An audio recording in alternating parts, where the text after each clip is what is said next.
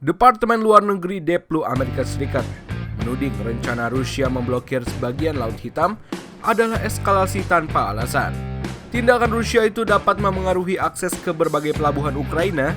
Media pemerintah Rusia melaporkan Moskow bermaksud menutup sebagian Laut Hitam untuk militer asing dan kapal resmi asing selama 6 bulan.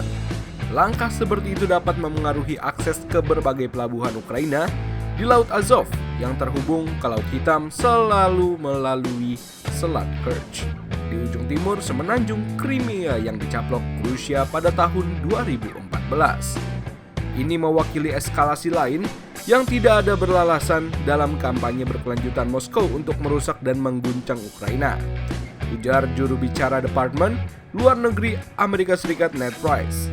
Perkembangan ini sangat meresahkan di tengah laporan yang kredibel tentang penumpukan pasukan Rusia di Crimea yang diduduki dan di sekitar perbatasan Ukraina. Sekarang pada tingkat yang tidak terlihat sejak invasi Rusia pada tahun 2014 katanya.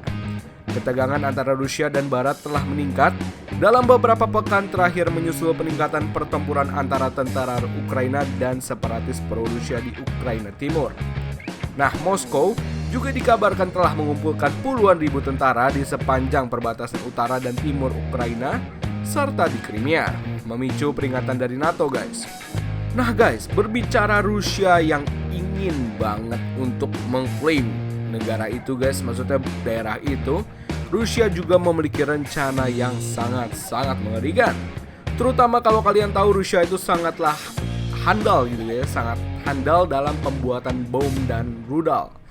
Ya, berbicara hal itu, ternyata Tentara Nasional Indonesia akhirnya menunjukkan taringnya sebagai salah satu militer terkuat di kawasan Asia karena berhasil mengakuisisi rudal asal Rusia yang sangat mengerikan, guys. Nah, TNI Angkatan Udara baru saja memamerkan kekuatan alutsista langit Indonesia dengan melakukan uji coba peluru kendali alias rudal dari jet-jet tempur andalannya. Tak main-main, rudal yang dipamerkan TNI Angkatan Udara bukan sembarangan peluru kendali, tapi rudal jenis KH-29TE buatan Rusia atau Uni Soviet. Berdasarkan siaran resmi TNI Angkatan Udara dilansir ya teman-teman, Selasa 20 April 2021, rudal jarak jauh atau launch range itu telah berhasil diuji coba dengan ditembakkan dari langit ke daratan.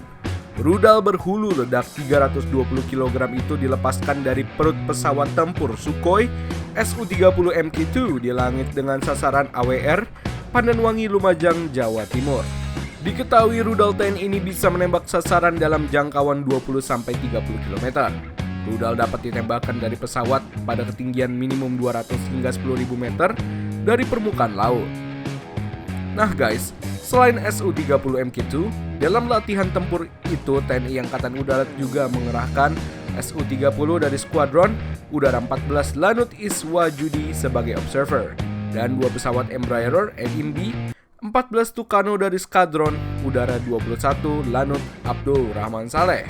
Pesawat EMB sebagai BDA Bomb Damage Assessment, yaitu pengamatan terhadap perkenaan hasil penembakan rudal, dan 1 pesawat C-130 Hercules dari Skadron Udara 32 melaksanakan misi air fueling pengisian bahan bakar di udara, teman-teman. Jadi bisa dibilang ini nggak main-main, guys. Ini senjata yang menurut gua nggak main-main sama sekali dan mengerikan sekali, guys. Dan guys, sekian dulu video kali ini. Thank you udah nonton. Sampai jumpa di video berikutnya tentunya. Dan salam komando. Dadah. And peace, guys.